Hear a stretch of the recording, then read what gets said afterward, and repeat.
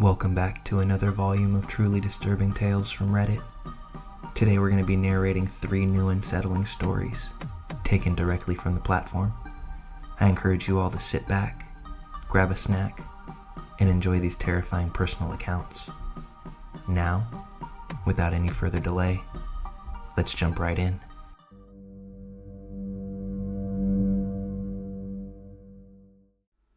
This happened in the fall of 1993, when I was 20 years old.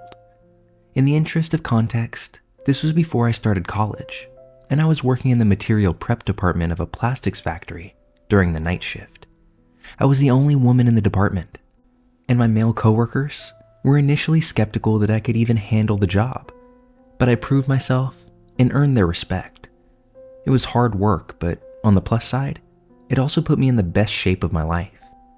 It was also about the same time that I dumped my abusive boyfriend. He was verbally, emotionally, and physically abusive, as well as being an alcoholic. This fact, more than anything, is probably why I got myself into this situation in the first place. I had just gotten off of work. It was nearly 1:30 a.m., and my car was running on fumes, so I stopped at a local gas station to fill up. While I was pumping gas, a woman about my age approached me, looking both nervous and scared. She said that she had been at her boyfriend's house and they had gotten into a fist fight. She'd walked to the gas station to use the payphone and call a friend to pick her up. On our way to the station, a car pulled up as she was walking, and the guys inside started catcalling and harassing her. With a slight movement of her head, she indicated a car that was parked off to the side by the gas station dumpsters. I saw a large, light green car, maybe a Cadillac or a Lincoln, with at least 2, maybe 3 shadowy figures inside. She said that they had threatened her, and she was too scared to call her friend and wait. The woman was neat, well-dressed, and didn't seem high or drunk or anything like that. She just seemed really nervous and freaked out. So I didn't even hesitate. I finished pumping my gas and told her to hop in the car, that I'd take her home. At that time on a weeknight, there was little traffic, so I booked it right out of the gas station and asked her where she lived. She kept twisting around in the seat to see if the car was behind us, and when I asked her to put her seatbelt on, she ignored me and continued looking for the car. I had assumed that she was just terrified. A few blocks down the road, however, I noticed that she was looking around the car, and she started asking me about money. "Where's your purse? Where's your bag? I need money. You need to give me some money." My stomach sank. I have this woman in my car, and now she's gonna rob me? But when I thought about it, robbery just didn't make much sense. I was driving a 1985 Chevette, affectionately nicknamed Shitbox, and was wearing my work clothes, a ratty t-shirt and jeans with combat boots. I did not look like a person with a lot of cash, primarily because I wasn't a person with a lot of cash. She twisted around in the seat again and started yelling, "There they are! There they are!" She didn't sound scared anymore though. I checked the rear view, and sure enough, that light green car is right behind us. She started cackling and bouncing up and down in the seat. "My boys are gonna f*** you up, bitch. They're gonna f*** you up." She's laughing like crazy, opening the glove box, looking in the back for a bag or purse, telling me all the messed up shit these guys are planning to do to me. Now, if I had been smart, I would have just driven to the police station. Actually, if I had been very smart, I would have called the cops from the gas station and waited with her until they arrived. That would have been the intelligent thing to do, but unfortunately, none of this crossed my mind until later. In the moment, I just got really, really f***ing angry. I realized 3 things all at once. 1, there was an intersection up ahead with cars on either side waiting to cross, and the light had just turned yellow. 2, I had a spare box cutter that I kept for work in the driver's side door compartment. 3, the crazy bitch still hadn't put on her seatbelt. At this point, I didn't think. I floored it, passed under the yellow light just as it turned red. I glanced back to see if the green car was still behind me, but the cross traffic at the intersection had started to move, and the green car hadn't caught up. The bitch started yelling. That's when I slammed on the brakes and she hit the dash and windshield with a solid and viciously satisfying crack. When she rebounded to the passenger seat, I had the box cutter in her face and was screaming some serious batshit crazy things at her. I can't remember exactly what I said, but it was along the lines of, "Get the fuck out. Get the fuck out of my car before I cut off your face and make you eat it, bitch." The crazy screaming and box cutter combo worked. She grabbed blindly at the handle and popped the door open, and I began shoving and punching her until the bitch tumbled out the door to the curb. I stomped on the gas, got to the next turn, and squealed around it with the passenger door still open. I made a few more turns because I was afraid that the green car might catch up to me. After a little while, I stopped to close the passenger door. Then I cut across town to get on the highway to head home. I was on the highway for nearly 5 minutes before the shakes started. I pulled off to the shoulder to calm down and try to get my shit together before continuing the drive home. I told my older sister, who I was living with temporarily after the breakup with my ex, everything that had happened. She wrapped me in a tight bear hug while simultaneously yelling about how stupid I was for not going to the police. I can tell you now, I've never been so glad to be yelled at in my life. At the time of this story, I was 11 years old and living in a nice suburban area with my family. We had recently moved into this house that my parents had built, and it was our first, quote, home, versus being a rented house in a sketchy area. And this was a very nice neighborhood by comparison. The whole family made friends quickly with lots of our neighbors, but especially the ones 3 doors down. They had a daughter my age, I'm a guy by the way, and a daughter 5 years younger, which happened to be the same age as my younger sister. Our parents got along well, and we began hanging out quite a bit for barbecues at their house or parties at our house. Friendships were formed quickly and seemed to be very strong. After a year or so, I started realizing things weren't quite what they seemed. I remember seeing police cars at their house a few times in the evenings, and when I'd ask my parents what was going on, it was always nothing. Just checking in on them type answers. I was no genius, but at 11, I knew that that didn't add up. Why would the cops check up on them and not check up on us? One day, I'm at the neighbor's house playing and hanging out when the daughter goes across the street to get another mutual friend of ours, which left me and the father alone in this house. This was not really a big deal as it had happened before, but then he approached me and things seemed just a little off. I still don't know what made me feel this way, but I was uncomfortable and started thinking about leaving. About 5 minutes later, he tells me that he has something cool to show me. I don't remember what it was, but I think that it was something about baseball cards, which I was very fond of as a child. I excitedly started to follow him when he pulled the attic ladder down and asked me to follow him, which I started to do without hesitation at first. Then something happened, and I still can't quite process what it was. He was ahead of me on the ladder, and when he looked back to help me into the attic, there was something that raised alarm bells in my mind.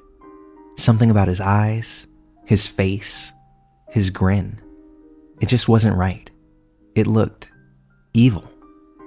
I can still see it clear as day and can't recognize exactly what it was that set those alarms off. But whatever it was plenty, because I jumped off the ladder and ran out the door in one fell swoop. I sprinted all the way back home and was choking back tears when I burst through my front door.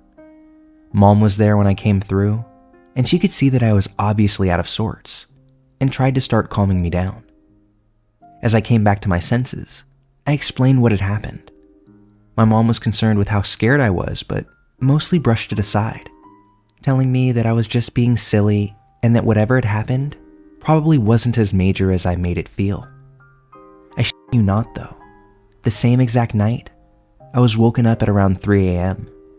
It was my mom sitting on my bed, and as I awoke, she pressed me to her chest and held me like a baby. I remember how she smelled and how tightly she held me, and I remember her tears hitting my cheek. Eventually, I saw out the window to the neighbor's house, which was surrounded by police and fire trucks. The neighbor dad had killed himself and his daughter in the attic after a long standoff with the police.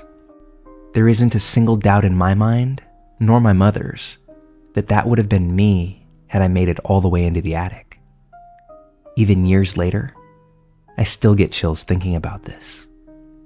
So, neighbor man, even in the afterlife, let's not meet again. Back when I lived in the rural Midwest, nearly a decade ago now, I lived in a house right off of the highway. My house was right between one town and another, almost nearly on the county line. Our house had a big circular driveway. If you drove in the driveway, you would be going straight towards our barn. If you curved right, you could pull into our garage. If you went past the garage, you would circle around in front of the house and pull out back where you started. Our house had 2 large double doors in the front, which we rarely used. We would mainly use the door that was inside the garage. One night, very late, our doorbell rang. My husband, my 3-year-old daughter, and I were all asleep. It woke me up, and I thought that maybe I was dreaming. But then it rang again. That's when I woke my husband up. He thought that I was just hearing things, until it rang again. It was very dark outside, nearly pitch black, but we have a dusk to dawn light, so most of the driveway is pretty lit up. Unfortunately, you can't really see out the front doors unless you open the door to look out. You can open just one at a time, or you can open both of them by using 2 latch-like things that are in the top and the bottom of one of the doors. My husband gets up from bed. I closely follow behind him. He decides that he's going to open the door. I want to call the cops, but because we live on the county line, we know it's going to be a while before anyone can get here. He opens the door to a girl, maybe in her early 20s. She looks normal, except for the fact that she's standing at my door in the middle of the night.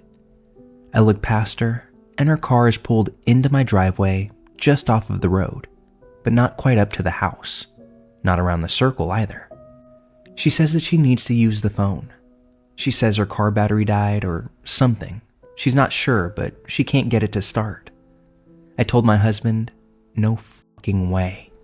This is how horror movies start, and we offer to call the cops, which would be the county sheriff.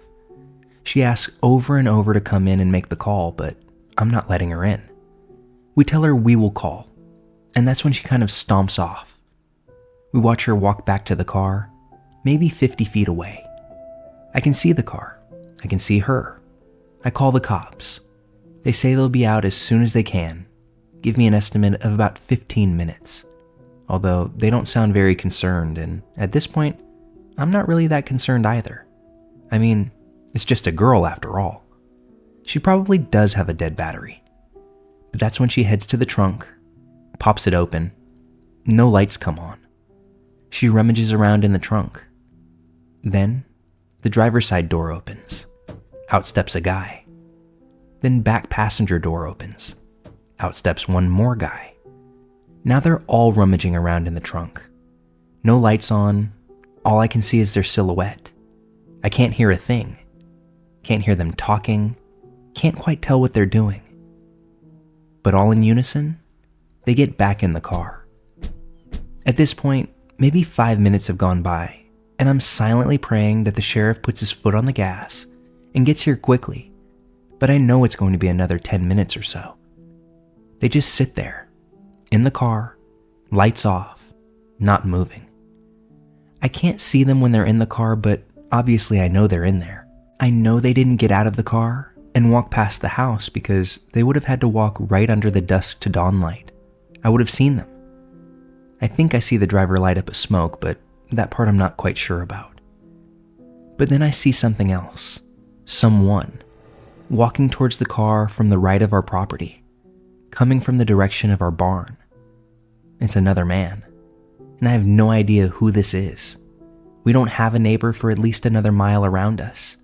And this man is coming from the back of our property, which ends in a creek.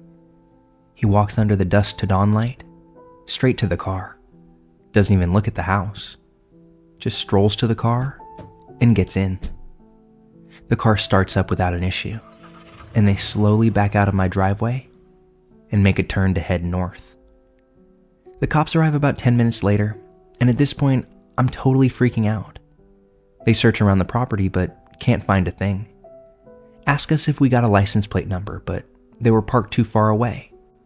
Cops tell us to call back if the party happens to return.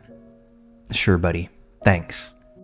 My husband heads to our garage, grabs a shotgun from the locker, and we try to get back to sleep. Those people never came back.